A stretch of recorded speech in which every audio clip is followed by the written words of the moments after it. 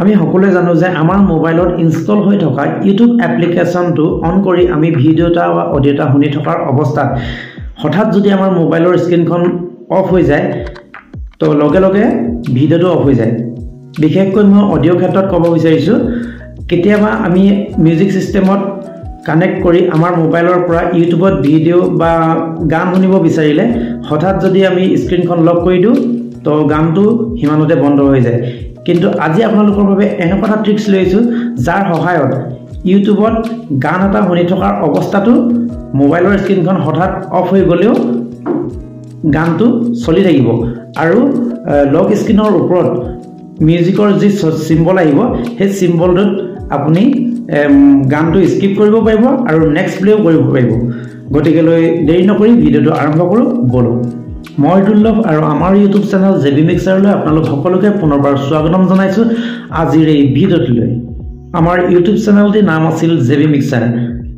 ভাবিছোঁ নেক্সট ভিডিঅ'ৰ পৰা আমাৰ চেনেলটোৰ নাম সলনি হ'ব জেবি টেক। চেনেলটো ছাবস্ক্ৰাইব কৰি ৰাখিব আৰু লগতে ভিডিঅ'টো স্কিপ নকৰাকৈ শেষলৈকে চাই থাকক। ইয়াৰ বাবে আমাৰ মোবাইলত এটা এপ ইনষ্টল কৰিব লাগিব। এই এপটো প্লে ষ্টৰত এভেইলেবল থাকে, আপোনালোকে প্লে ষ্টৰত গৈ ডাউনলোড কৰিব পাৰিব আৰু এই ট্ৰিক্সটো আপোনালোকে সম্পূৰ্ণভাৱে ব্যৱহাৰ কৰিব পাৰিব।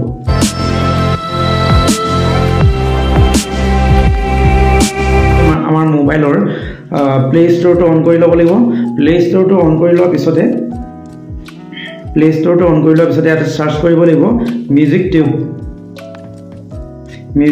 টিউব। ঠিক আছে, মিউজিক টিউবটো চাৰ্চ কৰাৰ পিছতে এনেদৰে আহিব, ইয়াক ইনষ্টল কৰিব। এনেদৰে ইনষ্টল হ'ব। চৰি, মোৰ নেটৱৰ্কৰ প্ৰব্লেম অলপ শ্ল' হৈছে, তো এনেদৰে ডাউনলোড হ'ব। কিন্তু ইয়াতে এটা কথা কওঁ, এই যি এপ্লিকেশ্যনটো আপোনাৰ ইনষ্টল হোৱাৰ পিছত কোনো ধৰণৰ চাইন ইন বা লগ ইন কৰিব নালাগে, যিহেতু ই ডাইৰেক্ট ইউটিউবলৈ লৈ যাব। ঠিক আছে, ইনষ্টল হৈ আছে। এতিয়া মই ইয়াক অপেন কৰিম, দেখিব ডাইৰেক্ট ই ইউটিউবত লৈ গুচি যাব। ঠিক আছে, ডাইৰেক্ট এনেদৰে ইউটিউবত লৈ যাব। হয়, আহি গ'ল, দেখিছে। এইখিনি সম্পূৰ্ণ আপোনাৰ ইউটিউবত যেনেদৰে আমাৰ ভিডিঅ' আহে ঠিক তেনেদৰে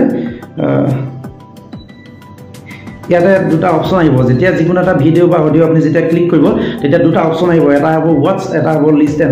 আমি যদি ৱাটছটোত যদি ক্লিক কৰোঁ তেতিয়াহ'লে ভিডিঅ'টো আপুনি ৱাটছ কৰিব পাৰিব, আৰু যদি যোনটো লিষ্টেনত যদি ক্লিক কৰোঁ তেন্তে আপুনি, আমাক বিশেষকৈ লিষ্টেনটো দৰকাৰ। লিষ্টেনটোত আমি অন কৰি দিলোঁ। অন কৰি দিয়াৰ পিছতে এনেদৰে গান বজিব আৰু চাব পাৰিব।